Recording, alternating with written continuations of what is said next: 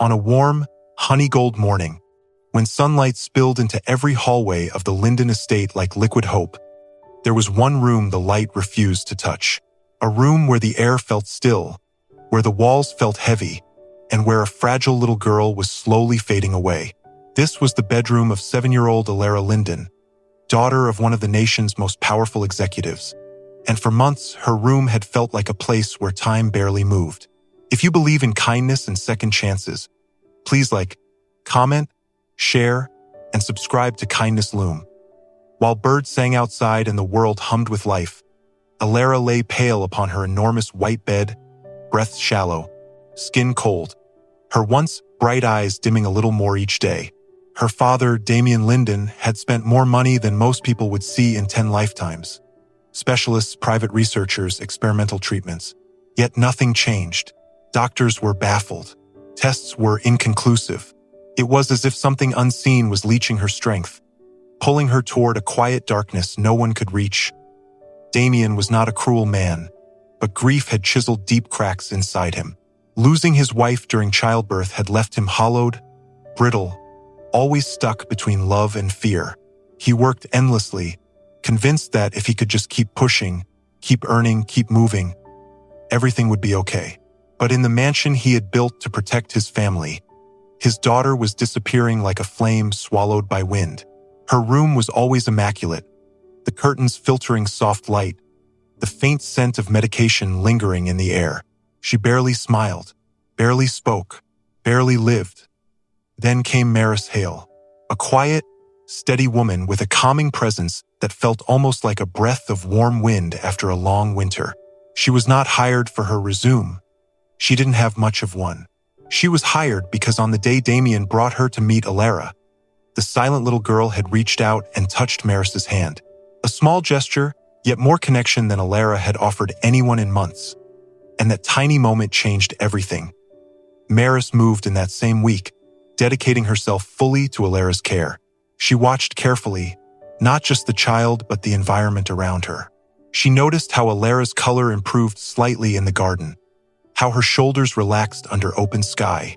She noticed the tremors at night, the sudden chills, the way her breathing shifted whenever she lay close to the floor.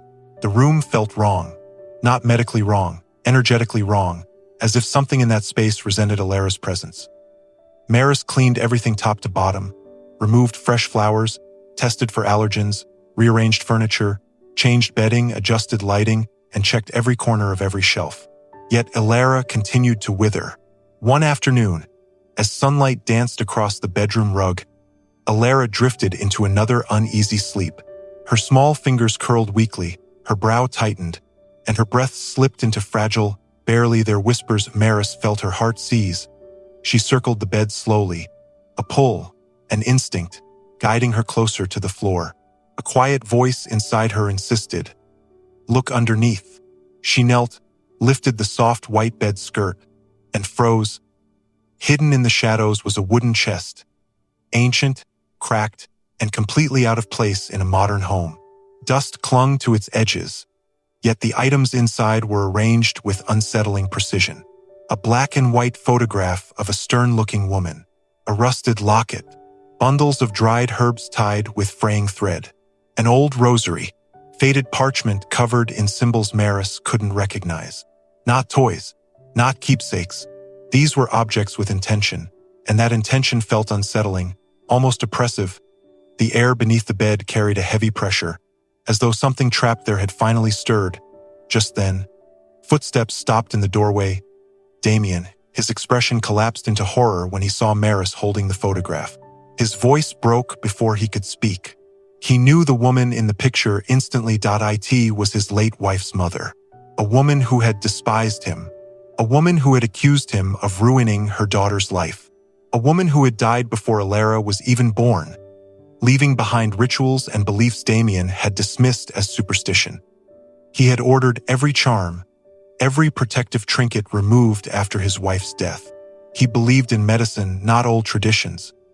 But someone, somehow, had placed this chest under Alara's bed again. And this time, whatever purpose those items once held had been twisted into something harmful. With trembling hands, Maris gently removed each object, and the moment the chest left the shadows, Elara stirred. Her breathing strengthened.